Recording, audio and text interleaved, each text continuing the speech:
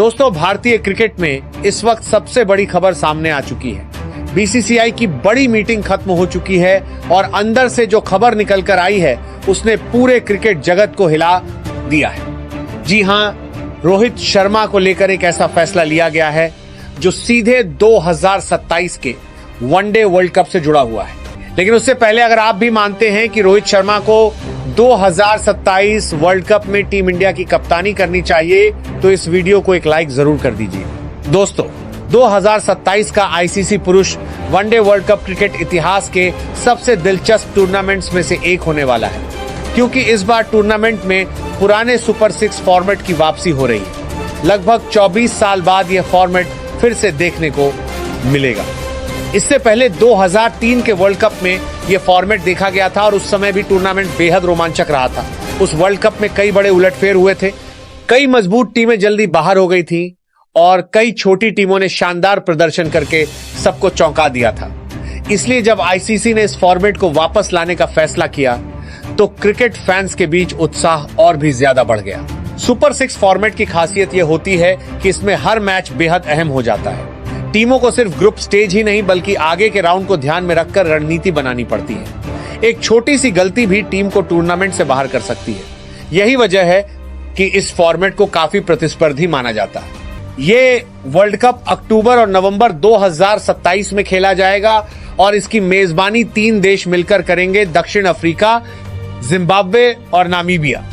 Africa में होने वाला यह टूर्नामेंट कई मायनों में खास होगा क्योंकि वहां की पिचें आमतौर पर तेज गेंदबाजों के लिए मददगार मानी जाती हैं। खासकर दक्षिण अफ्रीका की उछाल भरी पिचें बल्लेबाजों के लिए हमेशा चुनौती पेश करती हैं।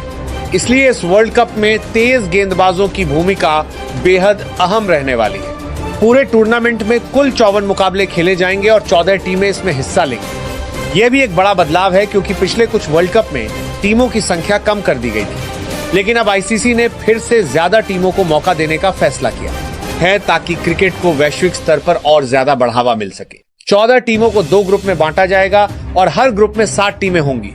ग्रुप स्टेज में हर टीम अपने ग्रुप की बाकी टीमों के खिलाफ मुकाबला खेलेगी, यानी हर मैच का महत्व बेहद ज्यादा होगा क्योंकि यहाँ एक हार भी टीम की स्थिति को कमजोर कर सकती है। दोनों ग्रुप की टॉप 3 टीमें सुपर 6 राउंड में पहुंचेंगी। सुपर 6 राउंड इस पूरे टूर्नामेंट का सबसे रोमांचक हिस्सा माना जाता है।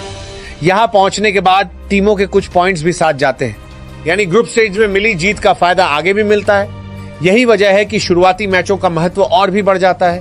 सुपर 6 राउंड में पहुंचने के बाद टीमों के बीच फिर से मुकाबले होंगे और वहां से टॉप 4 टीमें सेमीफाइनल के लिए क्वालिफाई करेंगी।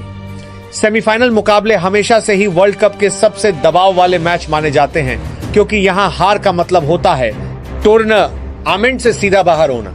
फिर सेमीफाइनल जीतने वाली 2 टीमें फाइनल में भिड़ेंगी और वही तय होगा कि 2027 का वनडे वर्ल्ड कप चैंपियन कौन बनेगा। इसी वजह से अभी से सभी बड़ी टीमें अपनी रणनीति बनाना शुरू कर चुकी हैं। खिलाड़ी अपनी फिटनेस पर काम कर रहे हैं, टीम मैनेजमेंट नए कॉम्बिनेशन आजमा रहा है और बोर्ड भी आने वाले 2 साल के लिए लंबी योजना बना रहे हैं, क्योंकि हर टीम जानती है कि 2027 का वर्ल्ड कप सिर्फ एक टूर्नामेंट नहीं बल्कि क्रिकेट इतिहास का एक बड़ा अध्याय बनने वाला है। लेकिन भारत के संदर्भ में इस वर्ल्ड कप की सबसे बड़ी चर्चा यही है, क्या रोहित शर्मा उस समय भारतीय टीम की कप्तानी करेंगे? यही वह सवाल है जिसने पिछले कई महीनों से भारतीय क्रिकेट में बहस छेड़ रखी है। फैंस, एक्सपर्ट्स और पूर्व खिलाड़ी लगातार इस मुद्दे पर अपनी राय दे रहे हैं, क्योंकि रोहित शर्मा सिर्फ एक बल्लेबाज नहीं बल्कि एक ऐसे कप्तान हैं जिन्होंने पिछले कुछ सालों में भारतीय टीम को कई बड़ी सफलताएं दिलाई हैं। इसलिए जब भी 2027 वर्ल्ड कप की बात होती है तो सबसे पहला नाम रोहित शर्मा का ही सामने आता है। दोस्तों, आपको याद होगा कि अक्टूबर 2025 में अचानक रोहित शर्मा को वनडे कप्तानी से हटाकर शुभमन गिल को कप्तान बना दिया गया था। उस समय यह फैसला काफी चौंकाने वाला माना गया था क्योंकि रोहित शर्मा की कप्तानी में भारतीय टीम लगातार अच्छा प्रदर्शन कर रही थी। कई क्रिकेट फैंस को यह समझ ही नहीं आया कि आखिर इतनी सफल कप्तानी के बावजूद उन्हें क्यों हटाया गया। उस समय बोर्ड और टीम मैनेजमेंट की तरफ से यह कहा गया कि टीम को 2027 वर्ल्ड कप के लिए तैयार करना है और इसीलिए एक नए कप्तान को समय देना जरूरी है। उनका तर्क यह था कि अगर किसी युवा खिलाड़ी को कप्तानी की जिम्मेदारी दी जाती है तो उसे टीम के साथ काम करने और अपनी रणनीति विकसित करने के लिए पर्याप्त समय मिलना चाहिए। इसी सोच के तहत शुभमन गिल को कप्तानी सौंप दी गई। हालांकि उस समय भी कई क्रिकेट एक्सपर्ट्स ने इस फैसले पर सवाल उठाए थे। उनका कहना था कि एक अनुभवी कप्तान को इतनी जल्दी हटाना सही फैसला नहीं है, खासकर तब जब उसका रिकॉर्ड इतना शानदार हो। कई लोगों ने यह भी कहा कि रोहित जैसे कप्तान का अनुभव बड़े टूर्नामेंट में टीम के लिए बेहद जरूरी होता है। इस फैसले के पीछे गौतम गंभीर और अजित अगरकर की जोड़ी का नाम सबसे ज्यादा सामने आया। गौतम गंभीर उस समय भारतीय टीम के हेड कोच थे और अजित अगरकर चयन समिति के अध्यक्ष थे। दोनों ही भारतीय क्रिकेट में मजबूत और सख्त फैसले लेने के लिए जाने जाते हैं। इसलिए जब ये निर्णय सामने आया तो कई लोगों ने माना कि यह उनके ट्रांजिशन प्लान का हिस्सा है।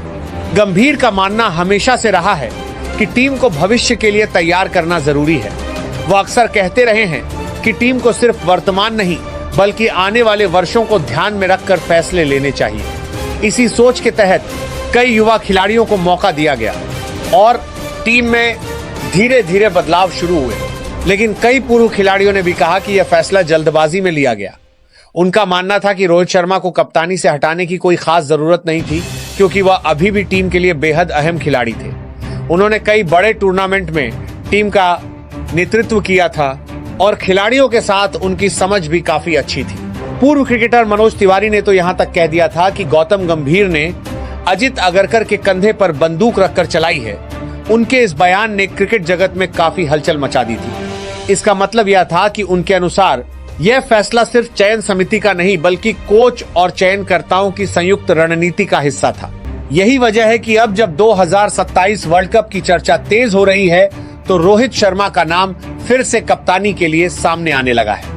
कई पूर्व खिलाड़ी और क्रिकेट एक्सपर्ट्स मानते हैं कि इतने बड़े टूर्नामेंट में एक अनुभवी कप्तान का होना टीम के लिए बहुत फायदेमंद हो सकता है और बीसीसीआई की हालिया मीटिंग में यह पूरा मामला फिर से उठ गया। यह कोई साधारण मीटिंग नहीं थी बल्कि भारतीय क्रिकेट के भविष्य से जुड़ी एक अहम बैठक थी। बोर्ड के कई बड़े अधिकारी, चयनकर्ता और क्रिकेट से जुड़े वरिष्ठ लोग इस बैठक में मौजूद थे।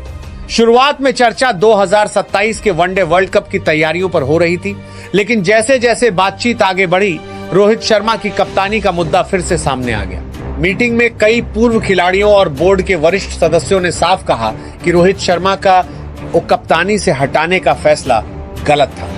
उनका मानना था कि जिस कप्तान ने भारतीय टीम को इतने बड़े बड़े टूर्नामेंट्स में सफलता दिलाई, उसे अचानक हटाना सही रणनीति नहीं थी।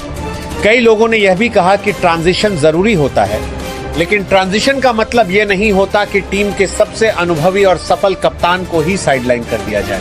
मीटिंग के दौरान कई सदस्यों ने खुलकर अपनी राय रखी।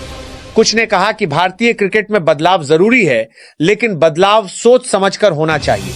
अगर एक कप्तान लगातार टीम को जीत दिला रहा है, खिलाड़ियों के साथ उसकी समझ अच्छी है और उसका रिकॉर्ड शानदार है, तो उसे अचानक हटाना टीम के मनोबल पर भी असर डाल सकता है। उन्होंने रिकॉर्ड सामने रखे। मीटिंग में रोहित शर्मा की कप्तानी के आंकड़े टेबल पर रखे गए और जब उन आंकड़ों को देखा गया तो कई लोग हैरान रह गए। आंकड़े खुद ही बहुत कुछ बता रहे थे कि रोहित शर्मा की कप्तानी कितनी सफल रही है। रोहित शर्मा का आईसीसी टूर्नामेंट्स में जीत प्रतिशत 87% से ज्यादा है। यह आंकड़ा किसी भी कप्तान के लिए बेहद शानदार माना जाता है। इतने बड़े बड़े टूर्नामेंट्स में इतनी लगातार जीत हासिल करना आसान बात नहीं होती। यह सिर्फ अच्छे खिलाड़ियों की वजह से नहीं बल्कि एक मजबूत कप्तानी की वजह से भी संभव होता है। उनकी कप्तानी में भारत ने 2024 का T20 वर्ल्ड कप जीता, 2025 की चैंपियंस ट्रॉफी जीती। उस टूर्नामेंट में भी भारत ने बेहद संतुलित और आत्मविश्वास भरा प्रदर्शन किया था। बल्लेबाजी, गेंदबाजी और कप्तानी तीनों विभागों में टीम ने बेहतरीन खेल दिखाया। उस जीत का श्रेय भी काफी हद तक रोहित शर्मा की रणनीति और नेतृत्व को दिया गया।